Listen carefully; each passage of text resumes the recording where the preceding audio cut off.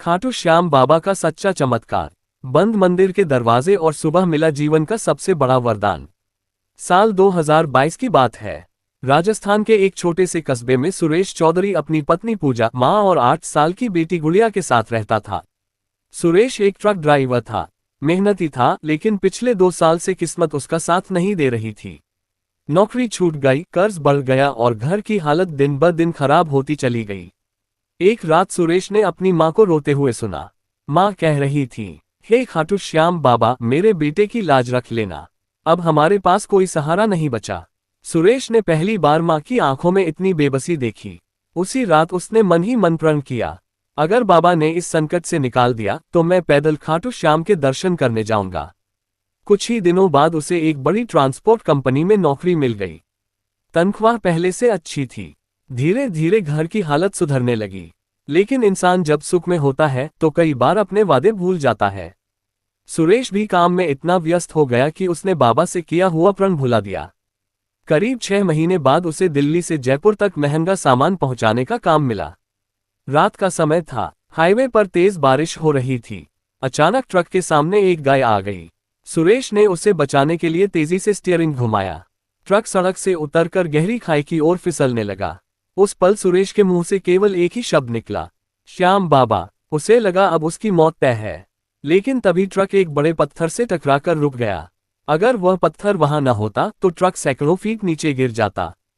कुछ देर तक सुरेश डर के मारे वहीं बैठा रहा। जब बाहर निकला तो उसने देखा कि जहां ट्रक रुका था वहां कोई बड़ा पत्थर दिखाई ही नहीं दे रहा था। उसे लगा शायद अंधेरे में भ्रम हुआ होगा। उसने किसी तरह ट्रक वापस सड़क पर चढ़ाया और सुरक्षित गंतव्य तक पहुंच गया। घर लौटते ही उसकी मां ने कहा, बेटा अब देर मत कर, बाबा ने तुम्हें दूसरी जिंदगी दी है।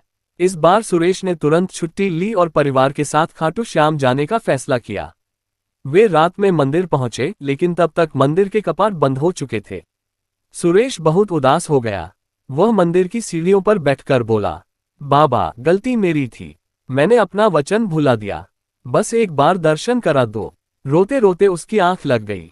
सुबह ब्रह्म मुहूर्त में जब मंदिर के कपाट खुले तो सबसे पहले लाइन में सुरेश ही खड़ा था। जैसे ही उसने बाबा के दर्शन किए, उसकी आंखों से आंसू रुक ही नहीं रहे थे। दर्शन के बाद एक बुजुर्ग पुजारी उसके पास आए। उन्होंने बिना कुछ पूछे कहा, बेटा जिसने वचन दिया हो उसे कभी मत भूलना। बाबा देर करते हैं लेकिन अंधेर नहीं। सुरेश हैरान रह गया। उसने तो किसी को अपने मन की बात बताई ही नहीं थी। उसने पुजारी के चरण छुए। जब वह प्रसाद लेकर पीछे मुड़ा तो वह पुजारी कहीं दिखाई नहीं दिए। उसने मंदिर के कर्मचारियों से पूछा, अभी जो सफेद दाढ़ी वाले पुजारी थे वे कहाँ गए? सबने कहा, यहाँ ऐसे कोई पुजारी नहीं है। सुरेश की आंखें भर आईं। उसे लगा जैसे बाबा ने स्वयं उसे उसकी भूल याद दिलाई हो। घर लौटने के कुछ दिन बाद कंपनी के मालिक ने उसे बुलाया। उन्होंने कहा, तुम्हारी ईमानदारी देखकर हमने तुम्हें सुपरवाइजर बनाने का फैसला किया है। अब तुम्हें पहले से 2 गुनी तनख्वाह मिलेगी। सुरेश को विश्वास नहीं हो रहा था। उसने उसी दिन तय किया कि हर महीने अपनी कमाई का एक हिस्सा गरीबों की मदद में लगाएगा। समय बीतता गया। एक दिन गांव में एक गरीब मजदूर अपनी बीमार पत्नी को अस्पताल ले जाने के लिए पैसे जुटा रहा था। कोई मदद नहीं कर रहा था।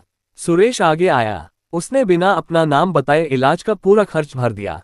जब उसकी पत्नी ने पूछा, आपने अपना नाम क्यों नहीं बताया? सुरेश मुस्कुराकर बोला, जिसने मेरी मदद बिना नाम बताए की, मैं भी उसी का भक्त हूं।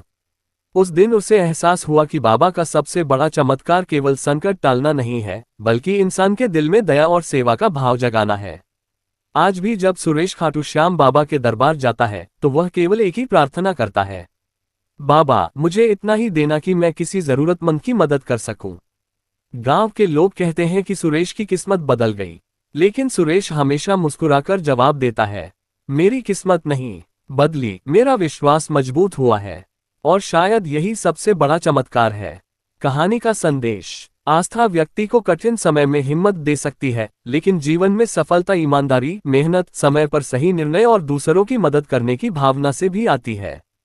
सच्ची भक्ति केवल प्रार्थना में नहीं बल्कि अच्छे कर्मों में भी दिखाई देती है। हारे का सहारा, बाबा श्याम हमारा।